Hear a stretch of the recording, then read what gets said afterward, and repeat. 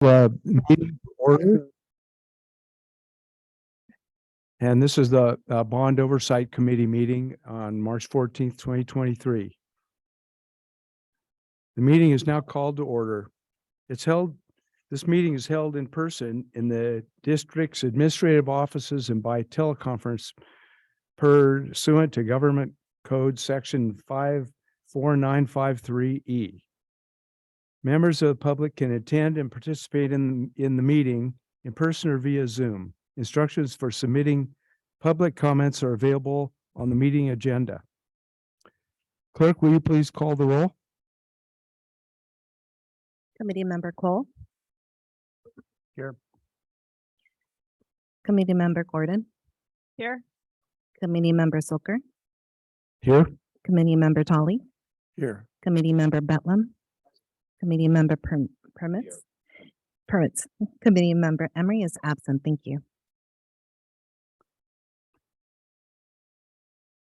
Thank you.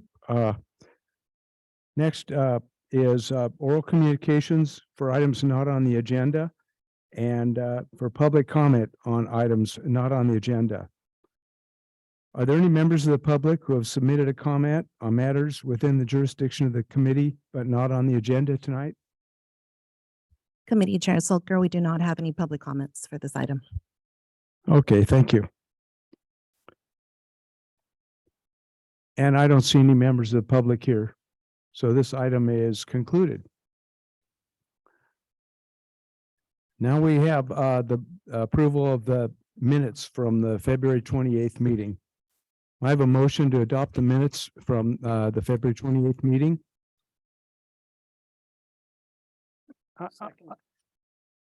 Assuming it's the revised minutes. Right, we're talking about the advised one. And so that was a motion by Member Cole. Well, I'll second, yeah. Okay, and that was committee member Betland who made the motion, or did you make it, Steve? Nobody? My bad. A second. Yeah, Oh. I thought I heard a motion over there. I'm sorry. If Yeah, not, I'll okay. make the motion to move to approve the revised minutes. Okay, we have a for the motion 28th. and a second. Let's open up for discussion. Do we have any comments on the blue one, the revised draft minutes? No, Marie and I worked on this a little bit and I think they're great. I had a hard time understanding what Mr. Pham was saying, so I went back and listened to the recording. Well, thanks for that effort. That's going beyond the call of duty, but thank you for making that effort. Any other comments on the minutes from the last meeting? Can we call for the vote then? Committee Member Cole. Aye. Committee Member Gordon. Yes. Committee Member Silker. Aye. Committee Member Tolley. Aye. Committee Member Betlam. Committee Member Permute. Aye. Thank you. Motion passes 6-0. So I do have a side comment. I tried to go back and find the minutes for our first meeting and I couldn't find them on the website. I also couldn't find any record on the website of the tour that was in September, October. I think something's going on where the people are moving stuff to archive and so Committee Member Tolley, we do have a public portal that we are working on. We are putting in all of our records. So we have not gotten to the Bond Oversight Committee records as of yet to import them in. We do have them and they're available to any of the members of the public who would like to attain them. But we are working to scan them. We have to send them off to get scanned and then they will be dropped into that Laserfish into that portal. But the last minutes should have been on the public website with the packet. I'm talking about the first meeting when this binder was presented. Okay. The first meeting in January? Yeah. Those should have, not the approved minutes, but the. I couldn't find it. I couldn't find it at all. We'll Okay, check it off. I'll take a look. Thank you.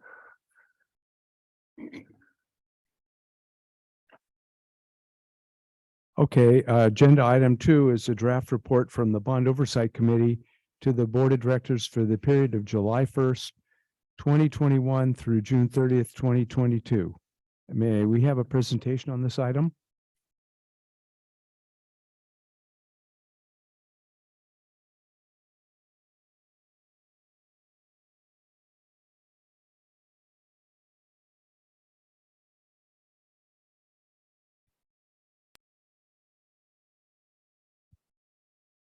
Good evening, Stefan Josh Clark, CFO.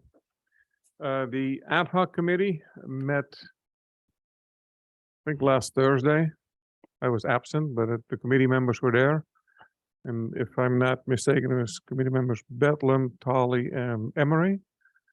Met with the finance manager and the budget manager, came up with a draft report, and now it's before for the full committee to finalize that report, which will then move on to the board of directors in April. Probably the easiest way to do this is to go section by section or paragraph by paragraph to see if there's any edits to be made, any adjustments to be made, if that works for the committee. It's fine, I think. So,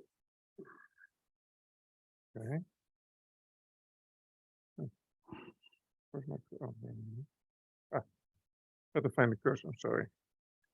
So the agenda item, that's pretty straightforward. That's what goes into the agenda for the board of directors. We can come back to recommendation after you've gone through the whole report. I don't want to be presumptive that the committee recommends that the board of directors accepts the report. So in the summary, I don't necessarily want to read it paragraph by paragraph out loud. If you will read it, because you have it all on your screens as well, and then let me know paragraph by paragraph how we're doing. Does that work? Yeah, I think that'd be fine, unless anybody wants him to read it. Oh my gosh. His screen went dead. Well, you shouldn't hit it so hard. Is it the on button? Or- I have a hard copy, Oh, okay. or you can switch to Mac. It's like user error. Is it unplugged? No. Oh, okay. We're good? Yeah, if you have any questions, section by section. You'll be involved in the Right. So section 1 is the summary, which basically summarizes the opinion of the committee. Sampling the transactions, the fact that you met 3 times, the fact that the district's external auditor communicated with the committee as well, that there were no proposed amendments for the expenditure plan for the BOC to review at this point. I did. We skipped over the executive summary about which, if you want to go line by line, I do have a comment about the Okay. executive summary. So we make reference to the. Committee member Tolly, may I ask that you please use your microphone? Okay, Thank you. Sorry. I'll just shout. We make reference to the schedule of expenditures, and that's one of the main things we do is to say the schedule of expenditures represents the bond funds were only spent on bond projects. And next, we point to the schedule of expenditures as in the accountability report and the hard copy, as well as the PDF at the link says the schedule of expenditures is still unaudited. We talked about this in the ad hoc, and I thought I recommended that we submit the 2 documents. There's the fund exhibit and the schedule of expenditures report in this meeting, so we have them documented that we did in fact review audited statements. Because if we don't make this kind of remedy, if someone a month from now or a year from now looks at our official record of our meetings and tries to track it down to say, oh, these guys looked at unaudited numbers, what were they doing?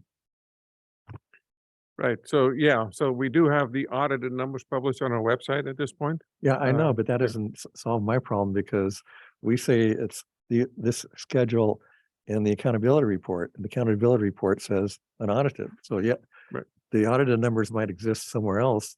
Mhm. But if someone tries to track down which exhibit did we look at when we say this was presented and this was reviewed, they're going to say, oh, they unaudited numbers were presented and unaudited numbers were reviewed. So that's those 2 pages that are part of the addendum to the accountability Right, the 2 report. pages. So I think there's 2 possible remedies. We either just bring them in now saying they were Mhm. presented, I mean, as in, handed out. We don't need a presentation on them. Right. Or we could append them as an appendix to the report. I think it's just cleaner that way. That's fine. We can do it either way. We can make an attachment to the accountability report. That would keep it all Wait a in minute. one place. I meant an attachment to our report, this Oh, thing that's on the screen or in my hand. Because right now I'm not asking to go back and review the whole PDF and repost it. That's Mhm. going to be more work than we need to do. But we can either attach it to the record of this meeting or attach it to as an appendix to our report. well, then the the cleanest thing would be to attach it to the record of this meeting. Because if you attach it to the actual report that goes to the board of directors, then we have to explain that as well. So if we So attach it to that- the minutes of this meeting, That's and then we had the that's cleaner. conversation about it and that it is available. And we attach those pages to it as well as the comment that the link is on the website, the full report. Well, let's just attach it to the record of this meeting then. Okay, That works for me. But does everyone understand the issue? Yeah. Okay. So then, that'll be, this report and the attachment will be part of the minutes of this meeting. Yes. And then, Right. then we're affirming when we vote on the whole report that the numbers didn't change, that we actually looked at the audited documents. Can I just Good. ask a question for General Counsel Stevenson? We don't attach documents to our minutes, but I could do a hyperlink to our minutes to the report. Is that fine? Can you repeat? Sorry, Sure. Maria, Yeah. for some reason, it seems like your mic is, I can hear the sound echoing in the atrium, but I can't hear it in here. I'm not sure exactly why.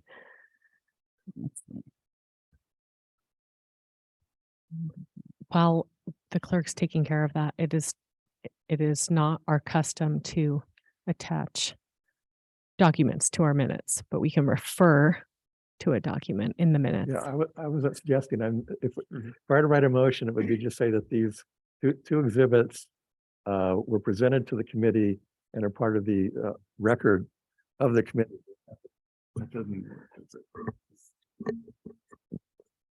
I don't think there's attachment there. They are an attachment. The minutes are just two documents that were presented for information only. So not the attachment itself, but just refer. It's a document that was presented in the meeting and recorded as, I can refer that to the minutes, yes, but I won't attach a document to the minutes. no, but it'll be one of a work item or it's a staff work item that we looked at, right? A hyperlink seems like a good reference to that Okay. document. Yes, in the minutes. I think that was her suggestion. Instead of attaching the physical document, she'll have a hyperlink to it in mentioning our conversations about the document. And the audit. Stated in the minutes. Well, it's a hyperlink to a standalone document, right? That'd be a hyperlink to the annual comprehensive financial report with a mention of which page numbers we're talking about. And in particular, the audited expenditures, Right. because that's what you're trying to get to.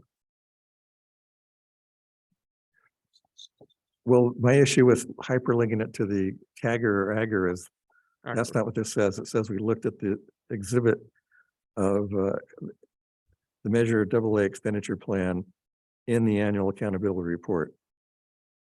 Right, but those 2 pages are pulled directly from the ACFR, and we can clarify that in the minutes that those 2 pages, they were unaudited in the accountability report. are unchanged and are embedded in the ACFR on page number so and so and so and so, where it is hyperlinked. That sounds like the right connection we want to point out to the minutes in this document, which is the numbers have not changed versus the. But the thing is, the unaudited, ACFR audited. is like 126 pages long. That's why we'll point out the page numbers that are relevant. I'd rather make it easier for the public to find, but okay. But then we have to save a standalone document, et cetera, rather than just Okay, hyperlinking it over. I understand where you're coming from. I could live with that. Okay, thank you.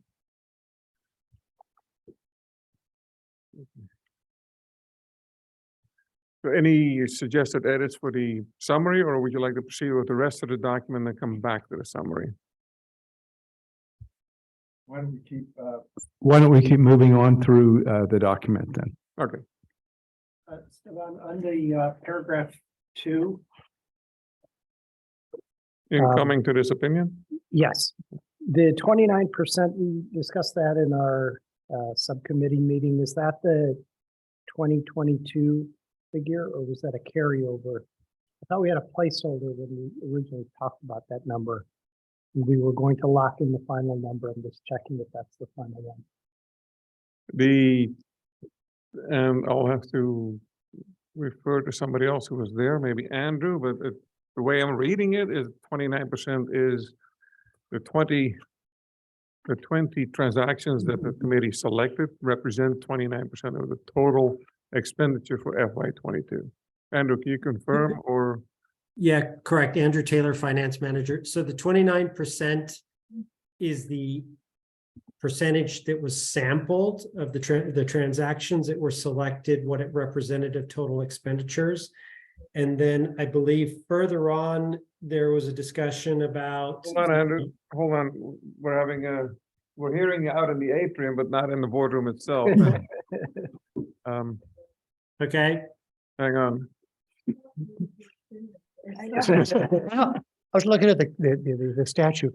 There's a paragraph in the middle of page 3 that explains how the 29% was derived. It's the 26 plus the 2.8% out of the land, and then 26% from the top 25, the half of the top 25.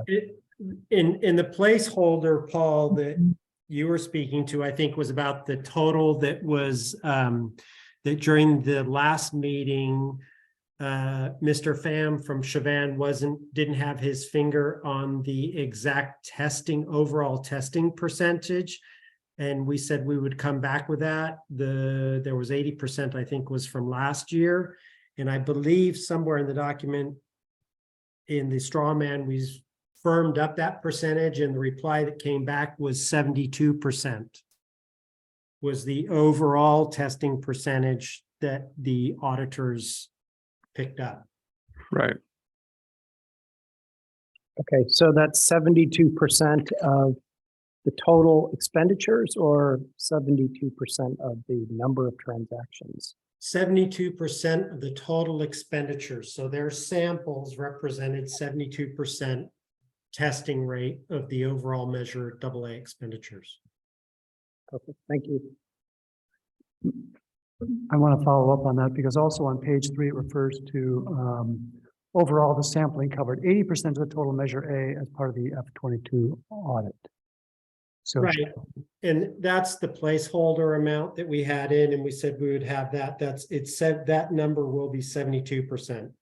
got it. So 72 or 73?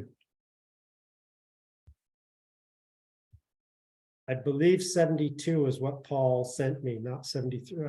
Let me look. Okay. My memory's failing.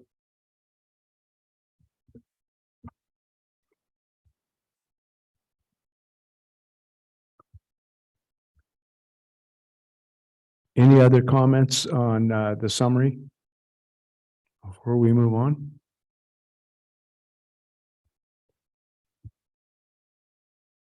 Yeah, so in the discussion side, basically the committee formation, that's standard language. As part of the ballot measure. The committee responsibilities as well, the 3 tasks. Then we move on to committee composition. Formed in 2016. Current members with the years that the terms expire are included. And then we move forward to committee activity, basically going through the 3 meetings that we had. Starting with January 17th, election of chair and vice chair, as well as the staff presenting the annual accountability report, the various chapters. There's the reference to the ACFR where it ties back. And then POC discussed and received answers.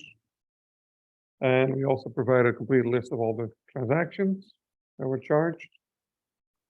And develop the agreed upon procedures of 1 land, 12 non-land of the top 25.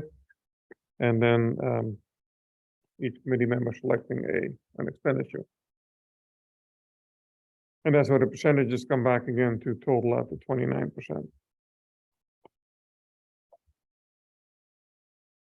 So that was a January meeting recap.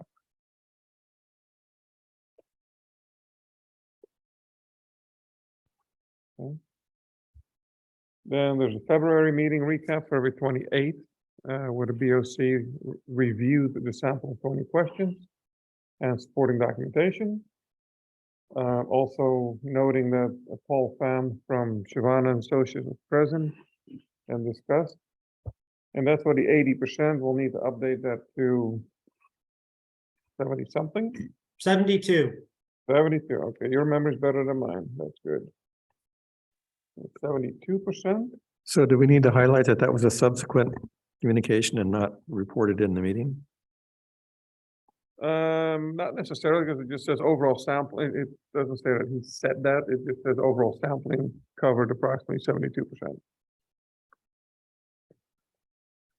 And Andrew Taylor, finance manager again. Bruce, I think we're okay because that was in the public record. That was a number to be determined later because Paul didn't have that number at the time he made his presentation. So it's just after the fact or after the meeting.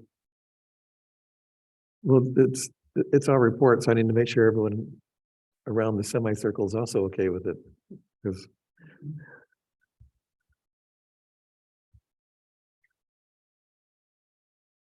but the number is 72%. Right.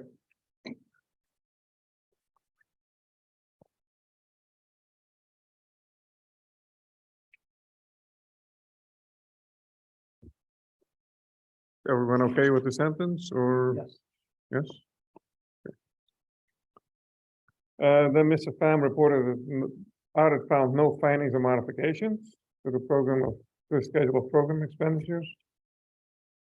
And the BOC thanked staff for professionalism, etc. Any other modifications to the February recap?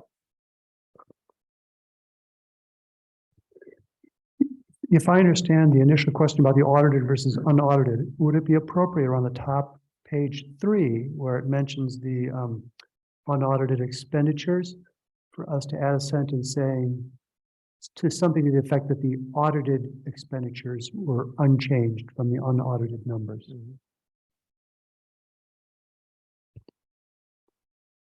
Does the group feel that's relevant and valuable? Okay. I think so. That would save people having to go to the website to search for something.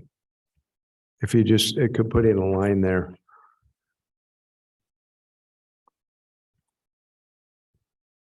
Okay, yeah, absolutely. What do you think about that? Would that help? We just put a sentence right there after the part in italics. Just clarifying. That says what? It says the audited figures were provided and they were unchanged from the unaudited figures. At a later point in time. Right. But Yeah, your point being is that we receive that information at a later point in time, although this doesn't, yes. So we could say at a later point in time, we confirm the audited numbers match the Yeah, unaudited numbers. that would work. Yeah.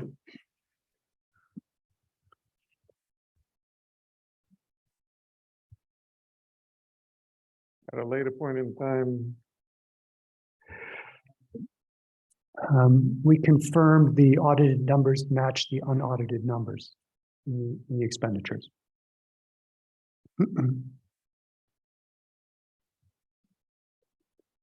Yes.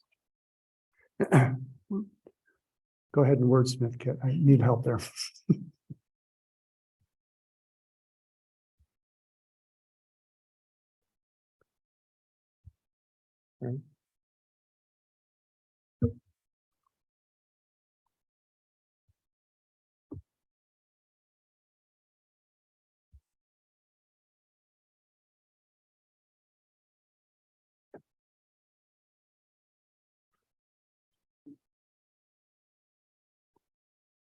the audited schedule of program expenditures. I was gonna say report, the audited report. Or however you internally refer to it.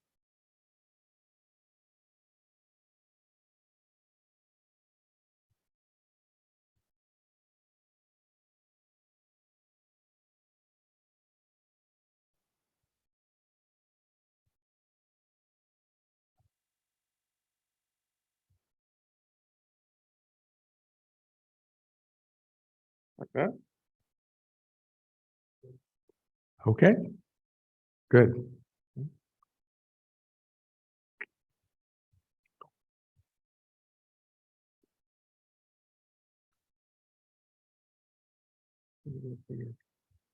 That looks better. Yeah.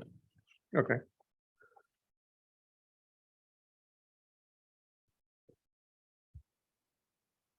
Any other edits in January or February?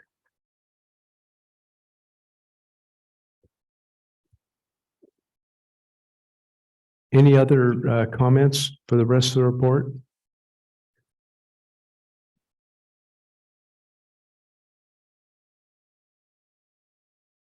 Then we got 2 lines for today. Basically, that the committee review, discuss, and approve the final report of the BOC to be forwarded to the board. That's this document. And that staff provided a preview of expected portfolio progress during FY '23 and beyond. And that's basically the next agenda item. Maybe just to clarify, in that first sentence, approved this final report. So it's not like Oh. yet a separate document. Okay, we'll call for a motion then. Are there any more comments before we call for a motion to, or we can call for the motion and then comment and approve this report to be submitted to the board? Doesn't Stefan have one more sentence to write? I do or you do? I want to put the bond oversight committee above my name. That you know, it's your report. Where's not that? mine. If I can find my- Well, The 3 bullets for this meeting should be. I can't see them now. It's we reviewed the report. We had the project review. Yeah, that's it. The 2 bullets. Okay. Yeah, we can do the motion. okay, I call for a motion to approve this report. I so move. Second? Second, Okay, we have a second. Any more comments? It's not exactly part of the report itself, but it says that a committee responsibility is to review proposed amendments to the expenditure plan. And I can't remember, did we actually look at that? If there, or I seem to recall, maybe they said there were no amendments. Correct. There's no amendments proposed yet. Okay. We are cooking a few up. Okay, for this spring. But not at this time. okay, great. So we'll get to see those the next meeting or the whole- No, we will probably convene a meeting of the Bond Oversight Committee this spring, okay, later this spring. great. I think at the end of last year, Stefan gave an explanation of the process. Right, we went through all the process steps, but there haven't been any amendments yet. Correct. Okay. I expect there will be. And, It goes up and then it comes down and then it goes sideways, and uh-huh. I needed a flow chart to follow everything, but No, it's pretty straightforward. Staff will review expenditure, see where portfolios are pretty much closed, and then propose changes. And then we go to ABC first. That's the Action Plan and Budget Committee of the board.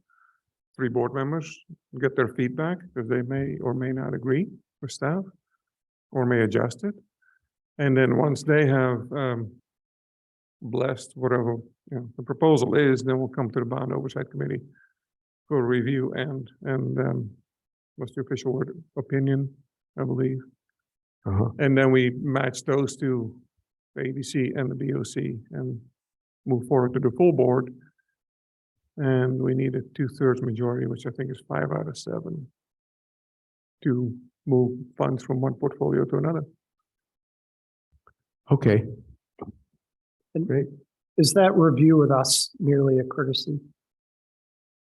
Not Just to preview. necessarily. I mean, if the committee has very strong reasons to recommend something different or to recommend not proceeding with that, that's always possible, right? The ultimate decision is the board, Yes. right? But it is definitely an advisory capacity, and the board would like to hear the Bond Oversight Committee's advice.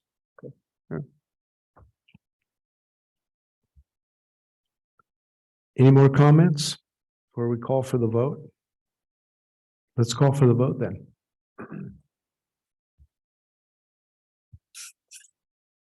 Committee Member Silker, I just want to let you know that we did not receive any public comment for this item as well. Oh, thank you. Committee Member Cole, Yes. Committee Member Gordon, Yes.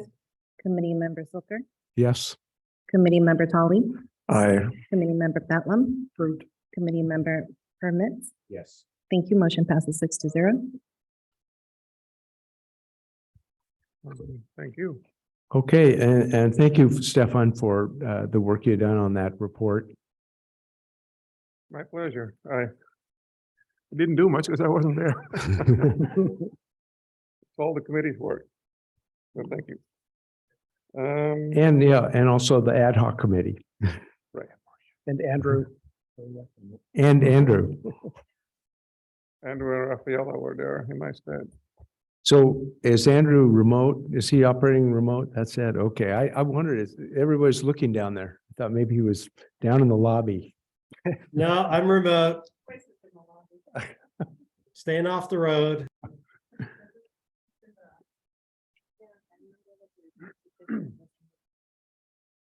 Okay, let's move to agenda item 3, which is a preview of expected portfolio progress during fiscal year 23. Do we have a staff presentation on this item?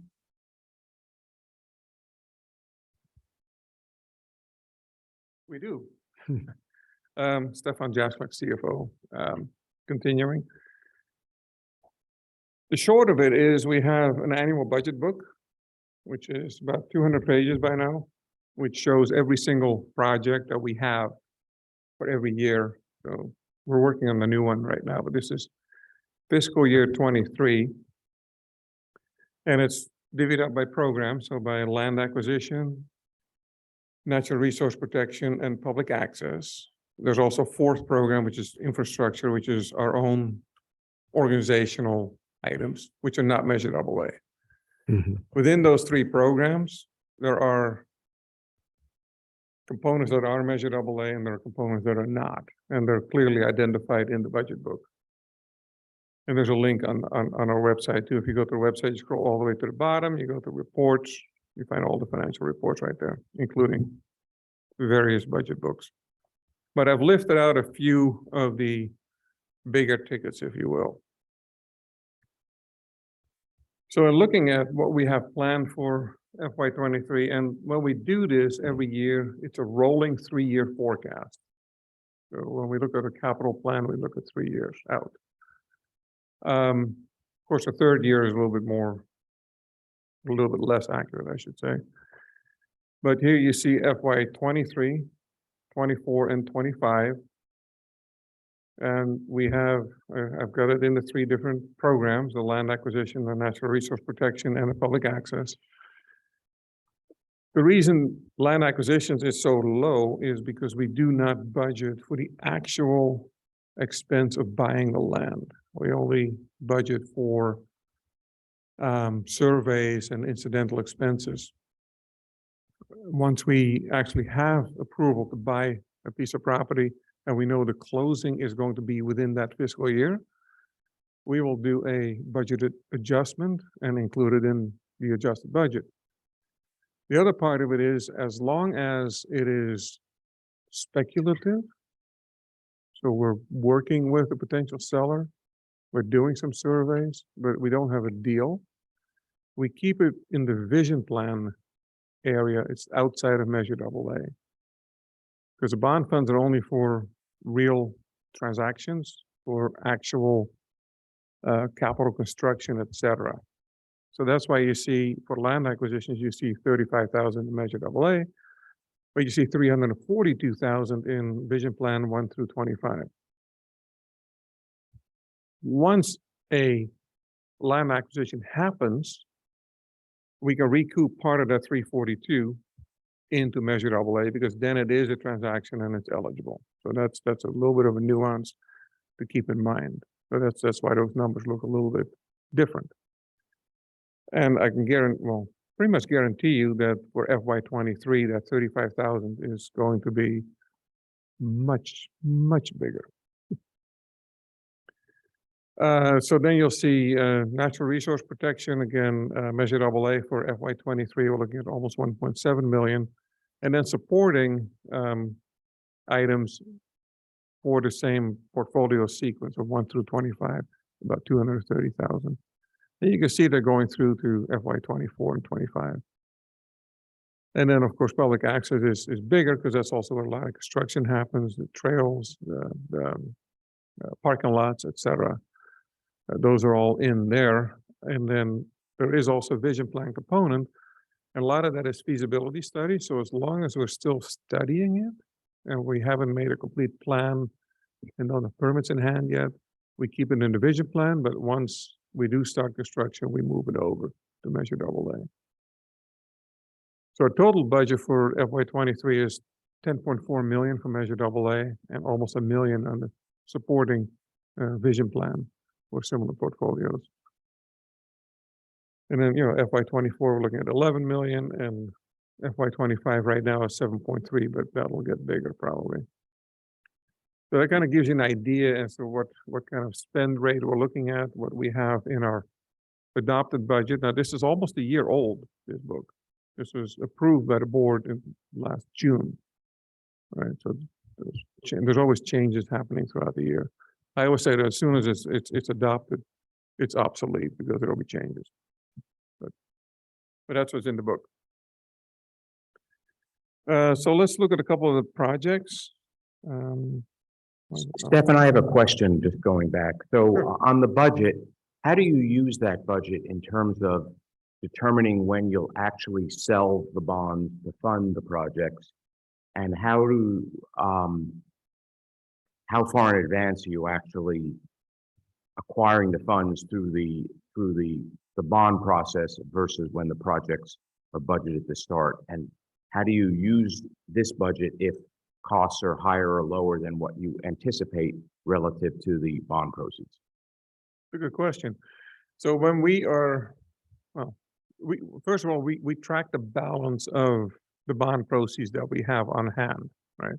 And we use this to see when we anticipate to run down to zero, at which point we need to issue new bonds to replenish. So this is very important. And the other part of it is when you do issue bonds, you have to put together a preliminary official statement, which you then calculate how much money you can realistically expend in 3 years if you're going tax exempt, which we do. And what kind of projects are part of that? What kind of acquisitions can we realistically expect to happen? And that's our best effort as far as that goes. And that total number is what could be the total of the bond issuance. Does that answer your question? It does. I was just wondering, it answers the question, but I guess in a broader sense, I was inquiring as to how these numbers, if they are above or below the budgeted amount, especially if they're above the budgeted amount, would impact if there was then a need to sell the debt more quickly than you anticipated in an interest rate environment that may not be favorable. Right. Well, yeah. The short answer is that we're not in the business of timing the market. That's impossible. If you combine that with the fact that you need to look at your reasonable projects and acquisitions within 3 years, so that is your limitation on what you can issue tax exempt. So there's a lot of parameters that kind of box you in as far as that goes. We do keep an eye on it, of course, as far as when we're about to hit zero. We're always market ready.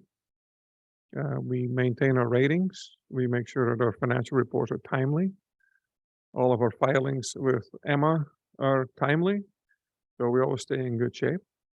And we stay in contact with all the players that we have to issue bonds, as far as the underwriters, bond counsel, and disclosure counsel, so that if we do need to pull the trigger quicker, more sudden than we anticipated, we can do that, or we can slide the schedule and push it out. Thank you. If I can follow up on that, what's the fastest you can turn around? Can you do it in 4 months? If you realized for some reason things were right, talk to your disclosures and. I have issued in the past, not here, in the past, 8 bonds in 5 months. When I started the process, I had no ratings, no financial statements, no underwriters. Okay. Here, I can do it in a month to 6 weeks. And how often do we typically go out then? Is it every 2 years then, given your 3-year visibility, you know? We have issued twice so far. We had a 2015 issuance and a 2018 issuance. Some of the projects or acquisitions in the 2018 issuance did not come to fruition. So we have the money around a little bit longer. But that's fine. We're down to about 80% spent. Okay. In theory, though, given that you can only raise the funds that you anticipate spending over 3 years, you would expect to do it around every 3 years if things turned out the way you want, never that they ever do. In theory, Yeah. but things always change. Fair enough. It's Thank kind of you. like my budget book. It's obsolete the day it's approved. Thank you.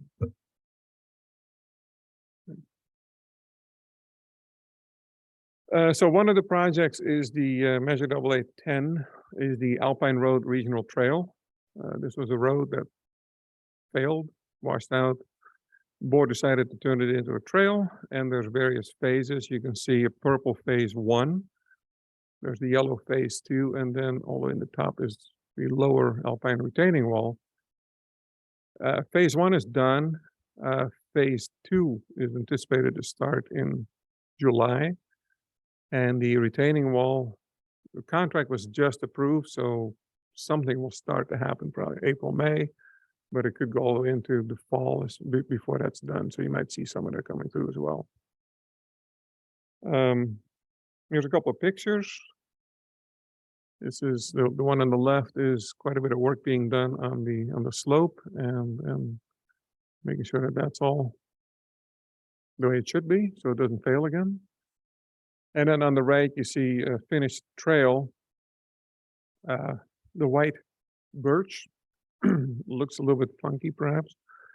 Right now, that needs to be planted in. It looks a lot it is a lot wider than it looks right now, but that's the end result of what we're going for. Is that Alpine Road improvement, is that going to be a path wide enough for emergency vehicles, or is that just like a pedestrian trail? The trail, right? Yeah, trail.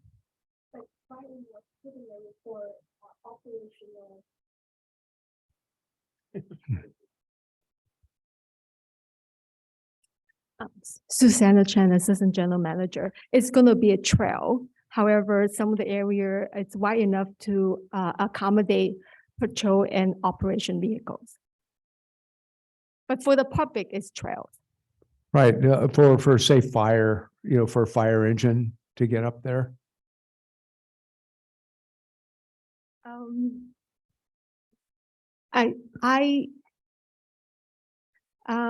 For fire access, I have to get back to you on that. I don't know the fire access is accommodated on this road, but I will get back to you on that one. Okay, I was just curious because when we were teenagers, we used to drive our cars on that road. You were sober, right? Thank you.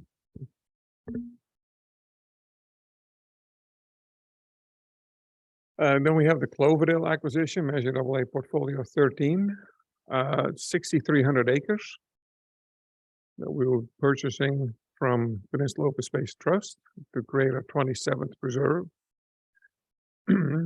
This was approved in December by the Board of Directors. So phase 1, 1,800 acres in the Wilbur's Watch area for $4 million in the spring, either this month or next month. And then phase 2 is a partial interest of 3,300 acres for about 10.7 million. And then the third phase is an option agreement with Post, the western 1,200 acres to conclude that in 2025. The other part is we have a lot of grants on this. We have 8 million member requests from the state that's been granted. We have 500,000 from San Mateo County and about 1.4 million from what's called the Ryer grant, basically for access. So total almost $10 million in grants. So the net is going to be about $4 million expense to the portfolio. And I'll show you the map. So this is Cloverdale. The bottom part is phase 1, 1,800 acres, that big parcel. And there's a little bit of a trail on there as well. Then on the diagonal top, you see the 3,300 acres. That's phase 2. The purple parts we're not purchasing, Post is keeping those. And then phase 3 are the smaller parcels you see kind of on the left, and those are related to the Lake Lucerne Water Company. And that requires a little bit more due diligence from our side to be part of a water company.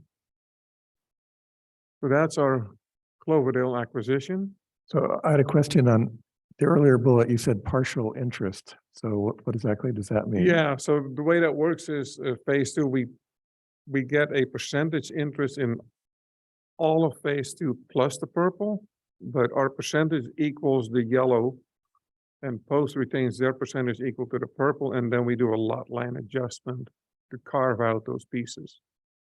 And then we basically own it 100%. Would it be okay if I just Yeah, offer a please. quick comment? I think it's actually a fairly frequently asked question because it's kind of a confusing property ownership term. But I think the easiest way to think about it is that we'd be essentially tenants in common with another owner. And so the ownership is undivided, but there's an understanding among the owners about kind of proportional interests in the property, if that makes sense. So the intent is to eventually divide those interests up But when the property is originally purchased, it's held by multiple entities as tenants in common. So Oh, does it you're- have to do, in the tour, there was some property they were talking about ranching versus agriculture. Does this have to do with that ultimately? At the Johnson Ranch. Oh, that was somewhere else. Okay. But the concept is similar, that eventually the property would be divided and the district would be the sole owner of certain portions of the property. And there are other owners of other portions of the property Okay. once that transaction is complete.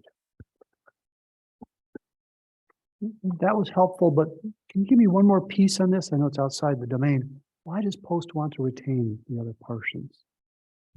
I don't think it's so much that they want to retain it as much that we don't want. We're not, we Interesting. do grazing, we don't do intensive agriculture. And Oh.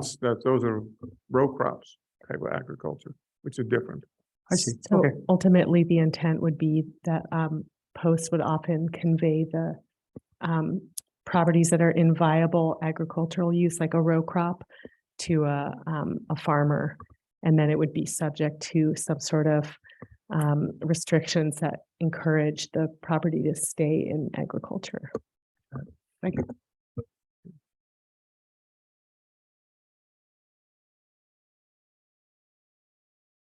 This gives you a little bit more of the detail that I mentioned. So $60 million property we're getting for 16 million with almost 10 million in grants. This also refers to the leasing. We will absorb the leases for the 2 existing grazing tenants. Post will retain the 400 acres of, those are the purple sections. And then you see the 3 different phases.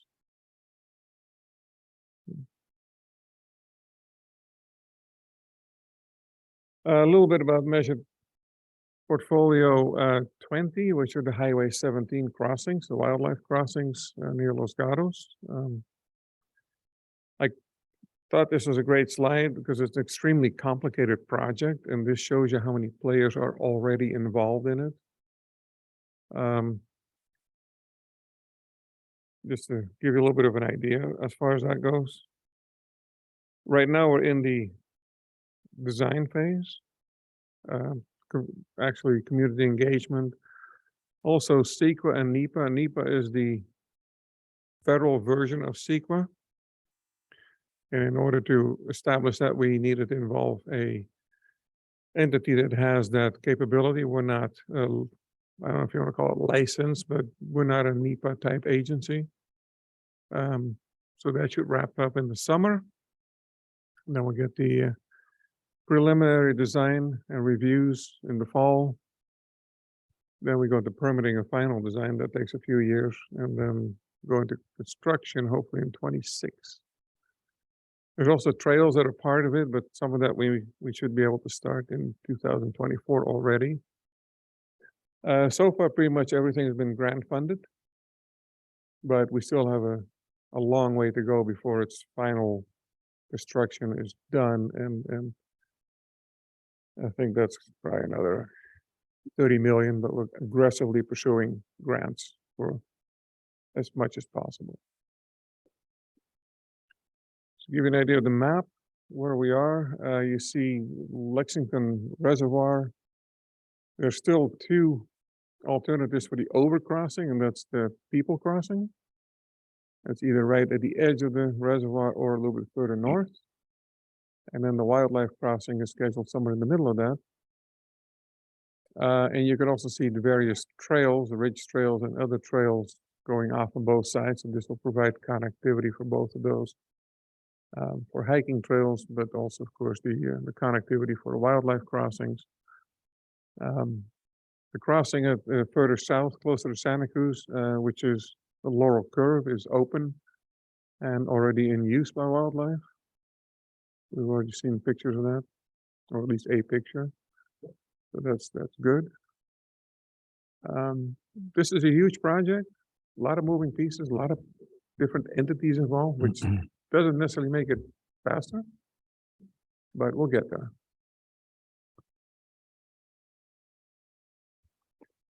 So this is kind of off topic, but I remember looking east, no, west, east of this map. We did a tour and I think I was in Brian's truck and we went over Loma Prieta and down the back and by a lake that was owned by the San Jose Water Company. Did we ever acquire that property or is that still? No. Right, I think you're referring to the San Jose Water property. Right. So, the district had I think a, Paul took some photos. yeah, Mhm. it's a beautiful area up there. We had a provision in our enabling legislation that allowed us to have a certain type of transaction with San Jose Water. And we were able to acquire a portion of that property closer to Mount Eminem, but we weren't able to, I would say we didn't have a willing seller. So even though we were hoping to make it a larger area there, that wasn't the ultimate result of our negotiations with San Jose Water Company. But we never say never. We continue to be in conversations with them. I believe that acquisition was made in the fall of yeah, 2022. it's coming up. Oh, it was in see, December, I shouldn't be giving it away. I shouldn't chime in. It's good. It's a good question. I just thought of it looking at this map here. Then we have the Bear Creek stables. Oh, this is the old presentation. Doesn't have my maps in it. I know, I updated it. Is there a way to grab the newer one? Sorry, I had updated the presentation with a few more pictures and maps and such.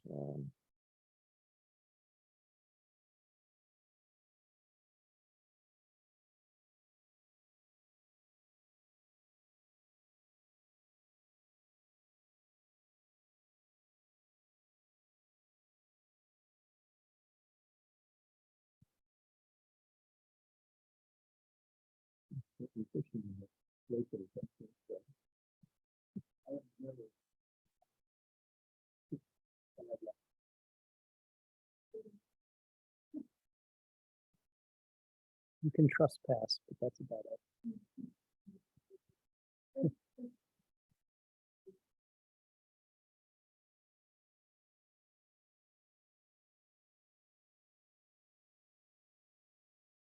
Thank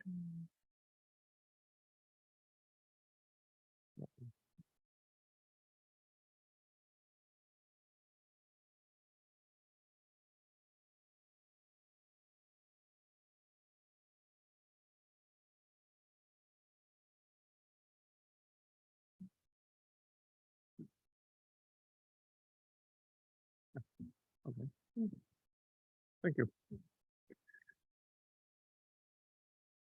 So basically, and we actually, I think we did a field trip out to the stables too in the past. The board directed deferred maintenance to move forward in April of 2019. Of course, we also had COVID in the middle of that. But staff has been working diligently to secure permits, which is not easy. There's a lot of conditions and also a lot of cost implications. We hope to complete that permitting process next fiscal year and then start construction in FY25. Oh, it's still the wrong one. Oh. Okay. Oh, okay.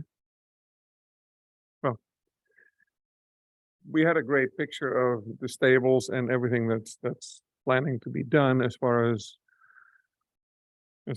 the different barns, the residence update, restrooms, etc. There'll be some road work that needs to be done, bringing in water supply from the road, etc. So it's quite a bit, and it's capital maintenance. It's what we're planning to do. But again, I mean, permits FY24 and then construction hopefully FY25. And then there's also Bear Creek Phase 2 trail improvements. So we had the first phase was with the parking lot, and then across the street there were trails. Since then, also Alma, historical cultural landscape, has been opened. There's also the Phase 2 trail improvements that staff has been working on. It's actually largely grant funded, about 75–80% is grant funded. So there's a lot more trails coming, going to be opened. A lot of it has been finished, but some of the large elements, they're scheduled for board approval this March 15th. Like landslide repair, stabilization, replacement of trail culvert, some channel cleanup, restoration, and also installing 2 concrete bridges. And then remaining work includes, there'll be a trailhead at Highway 17 and Bear Creek Road, which is currently in the permitting phase with Caltrans. So that's progressing as well. And then there is the Measure AA 22 acquisition that General Counsel referred to. That's Senate Bill 492. It was back in 2017, but it expired just January 1st. We basically allowed San Jose Water Company to sell lands without approval of the Public Utilities Commission. This transaction, we purchased 2 parcels, total of 102.3 acres. It's surrounded by Sierra Azul Preserve in the west and east, private property in the north, and more San Jose Water Company property to the south. No improvements. There's a dirt access road. Total purchase price is $720,000 as is, and we closed escrow in December before SB 492 expired. And then this is the location. This is a total of Sierra Azul, and the little orange boxes are the 2 properties. And I can zoom in a little bit for you. These are the 2 properties, very close to Mount Amanam, as you see. This is probably a part of the road that we came down when we did that tour. So yeah. And then those are pretty much the big ticket items for FY23. You want to add?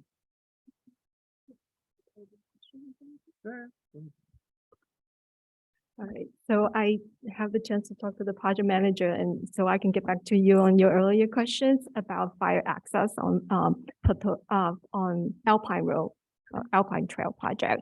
So the trail project connects Patola Valley to Highway 35.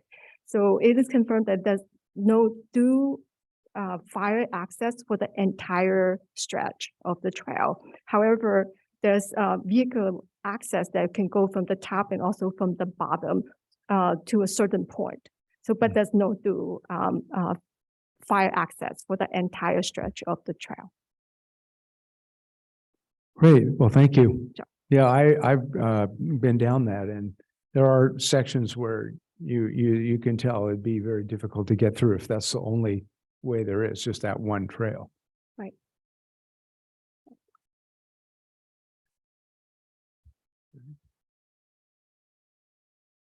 Are there any more comments or questions from any members of the committee? Stefan, what is the plan for Cloverdale? Is it sort of a traditional would be parking areas and trails through there, or some other purpose in mind? Well, that's going to take a minute as far as first we need to close escrow, of course. We have the one trail already. There's a lot of sensitive habitat as far as San Francisco garter snake and other animals. So we need to be careful and see how we can fit that in, how we do access. Probably start with more of a permit type access. And then, I mean, eventually, work through those plans and see what we can and cannot do or should not do. It'll take a few years. Okay, so things like that, the land is maybe purchased without a precise plan on what exactly you intend to do with it. Right. I mean, you want to add more to, I mean, there'll be access at some point, but Again, Susanna Chen, Assistant General Manager. It's actually very typical for us to acquire a piece of land and then we will go to a process to determine the use and management of that property. A lot of our properties that we mentioned earlier, like the Bear Creek Preserve, like the Hawthorns area, those are going through some really extensive planning process to determine the use and management of the property. And Coverdale will be similar, and it's a very large property that will take a long time for us to go through that planning process for the future public use and also management of the property. However, we understand the public interest to explore that property, and knowing that there's a lot of very sensitive natural resource on the property, we are thinking about implementing some interim public access that will allow the public to see the property and also retain some control on the district's part. So we're thinking about implementing some guided tour. Eventually will be a permit use of public permit use for public access. So that will be implemented in phases as we go through the planning process for ultimately a long-term public access of that area.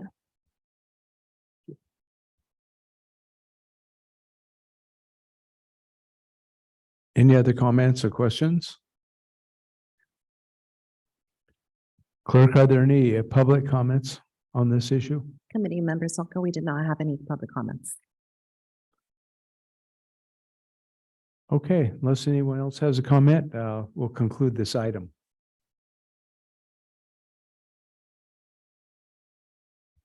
And that is the last item on the agenda.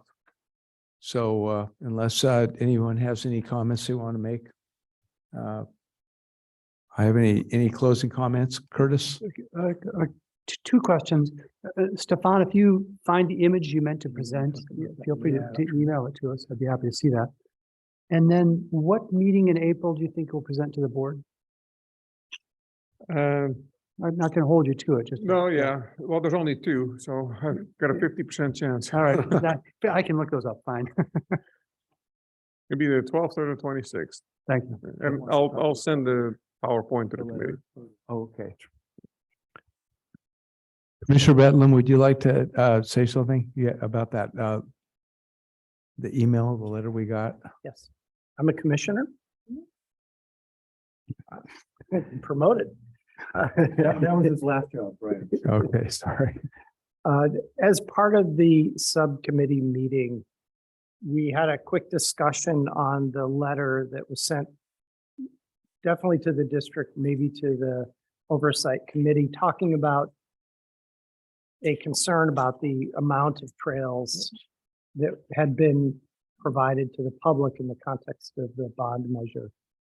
And so we had discussed a desire to take a look at the original language of the bond provisions and just sort of align it with the expectation of the public to see if there was sort of an issue there in terms of what the public thought they were funding and sort of the progress to date in terms of trail access and properties that were becoming available. So it wasn't necessarily any kind of a formal action on behalf of the committee, but more one of visibility to ensure that, you know, as we go through this process of the Measure AA spending, that it sort of, the public walks away with an expectation that, yes, the money, the dollars were spent in alignment with what I had expected. Yeah, so there's a couple of things.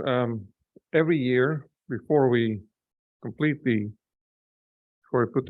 together the accountability report, we look at all 25 portfolios. We look at the deliverables within each portfolio, and we determine how far along each deliverable we are, right? And we do it in quarters, 25, 50, 75%. Because if we go more granular, the meetings would last for days. So we look at that, and we indicate that in the accountability report. At the same time, then we also look at a progress calculation, if you will, on those deliverables. We look at it as if each portfolio is 1/25, see what the progress is, or do it based on the amount of money that's allocated to each portfolio. So those are two different ways of looking at progress by portfolio. Based on that, we were, if memory serves me correctly, somewhere around the high 20s to low 40%, along with, as far as progress goes. And timeline-wise, we're approaching the 30% mark. So if you look at, high 20s to low 40s, 30% mark, timeline-wise, we're good. Funding-wise, we're also in the same ballpark, so that also matches. In addition to that, we have just contracted with a consultant to do a refresh of what was our financial and operational sustainability model, which was done in 2015 as a result of Measure AA, because all of a sudden we had this influx of capital, 300 million for projects, but we weren't geared up to do the project. So organization did what's called the FOSM, Financial Operational Sustainability Model study, and beefed up the organization, reorganized. Well, that was 2015. We're now 8 years later, so we're doing a refresh of that. One of the components of the refresh is asking the consultant also look at our progress on Measure AA. Are we really where we think we are? Are we where we should be? What's their opinion on that? And we hope to have some information in the fall, maybe even some initial actionable items on that. So I'll be curious to see what they say about that. And then the last part of it is we received that letter too, obviously, and we're looking at that and seeing what else we need to dissect or come back with, or not.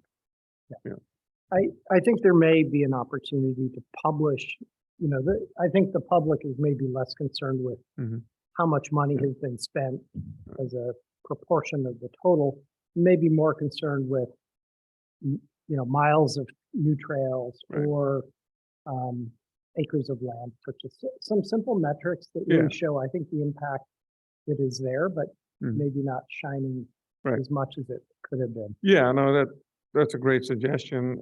And the other thing that we did is at the most recent board retreat, which was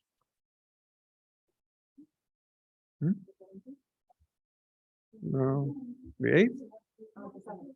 March 8th? 17th is Friday. 7th, March 7th. And we can distribute that too with the, along with the PowerPoint that was missing a couple of slides.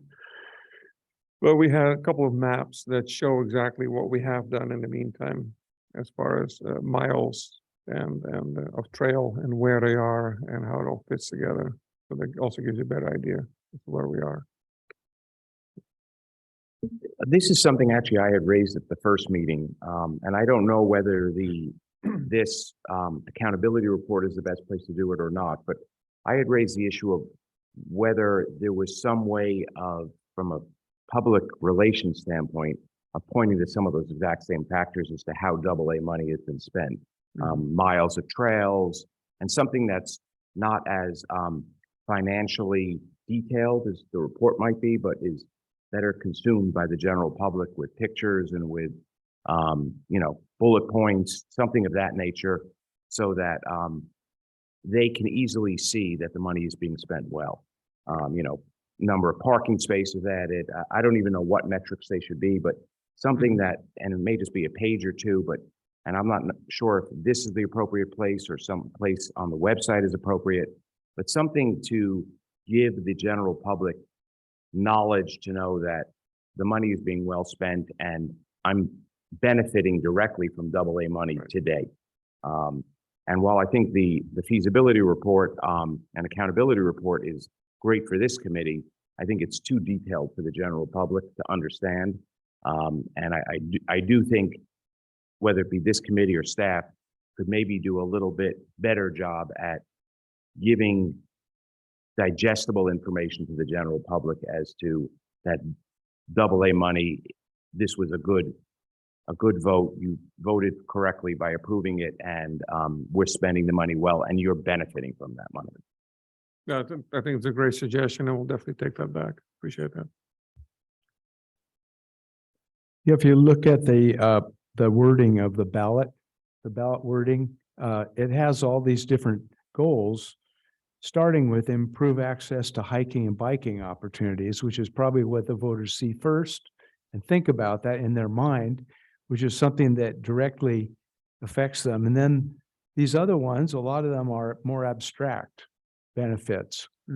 But the average voter probably is thinking, you know, I like getting outdoors. I need to get out of my office. I want to go out and enjoy the fresh air and go hiking. And so I don't think these are ranked necessarily, the goals, and that's up to the board to rank them and prioritize the different goals and make it all work.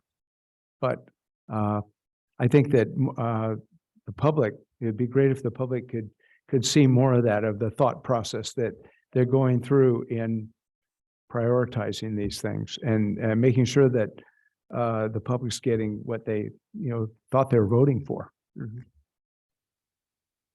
Any more comments on that? Kit?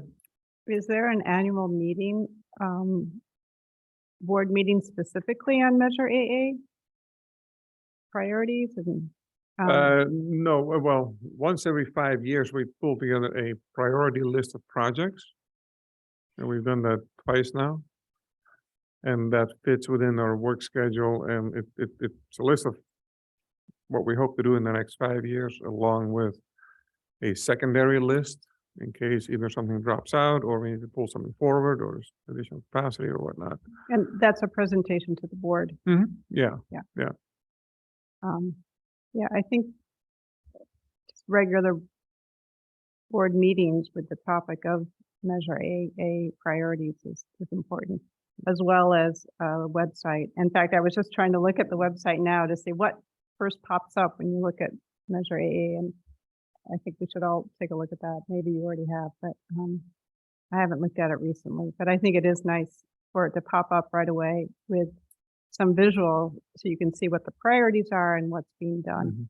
I know in Valley Water, that was something the committee spent a lot of time on, is making sure the public was aware of how money was being spent. sounds good.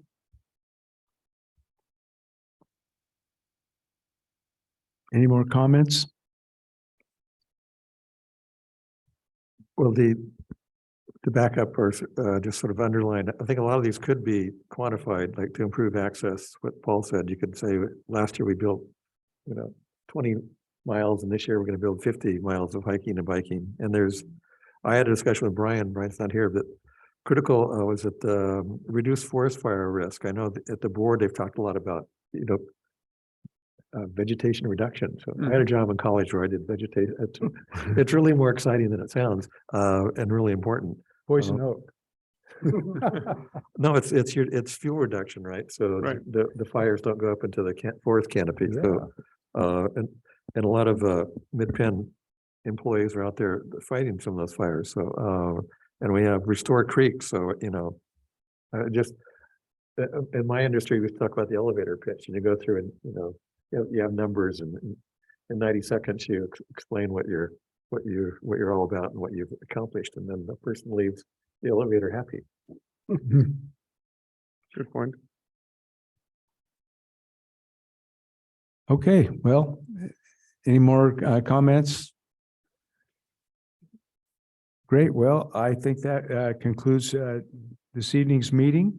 And so without anything more, then I call for the adjournment of this meeting.